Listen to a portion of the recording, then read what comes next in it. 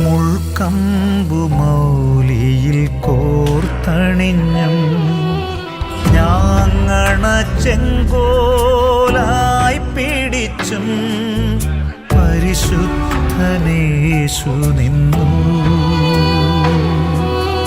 വധശിക്ഷ വിധിച്ചേവം പീലാത്തോസിന്റെ കോടതി നിന്ദ്യമായി.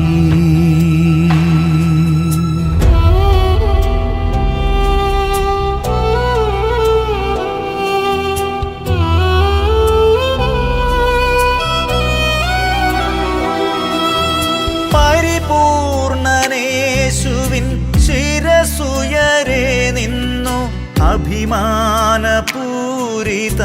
അമ്മ മേരി. പരിപൂർണനേശുവിൻ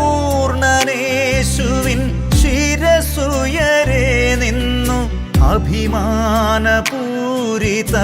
അമ്മ മേരി. സ്ത്രീയുടെ സന്തതി സർപ്പത്തിൻ തലയെ തകർക്കുന്ന വൈഭവം കാണേണമേ വരും.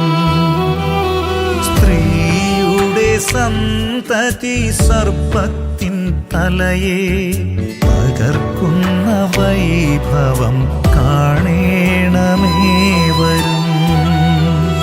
ദൈവമാതാവേ, ദിവ്യമാതാവേ, ഈശോ വഴിയായി ദൈവവുമായി ഞങ്ങൾക്കനുരഞ്ജനം നേടിത്തരണേ.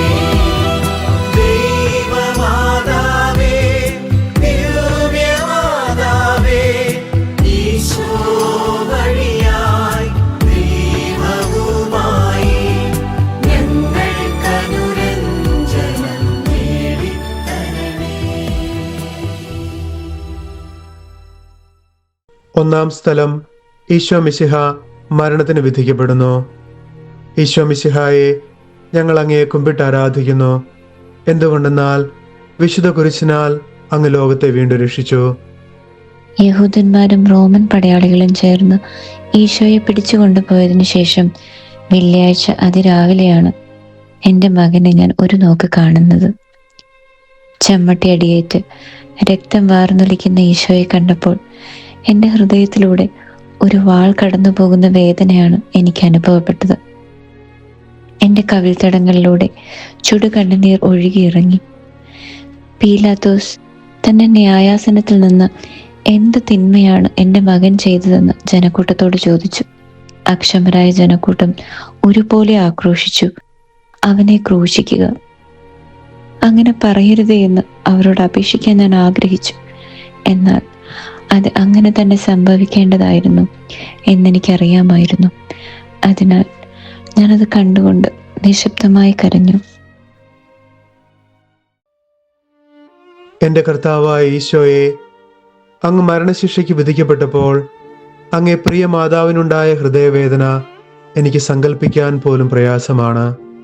എന്നാൽ ഞാൻ മറ്റൊരാളോട് പക വെച്ച് പുലർത്തുമ്പോൾ അവനെ ക്രൂശിക്കുക എന്ന് ഞാൻ വിളിച്ചു പറയുകയല്ലേ? ഞാൻ മറ്റുള്ളവരെ വിധിക്കുമ്പോൾ അവനെ ക്രൂശിക്കുക എന്ന് ആക്രോശിക്കുകയല്ലേ? എൻ്റെ ഈ പ്രവൃത്തികൾ മൂലം ഈശോയെ, വേദനയുടെ കണ്ണുനീർ ഞാൻ അങ്ങേയ്ക്കും അവിടുത്തെ മാതാവിനും തരികയല്ലേ? ഈശോയെ, എന്നോട് ക്ഷമിക്കണമേ. കർത്താവെ, അനുഗ്രഹിക്കണമേ.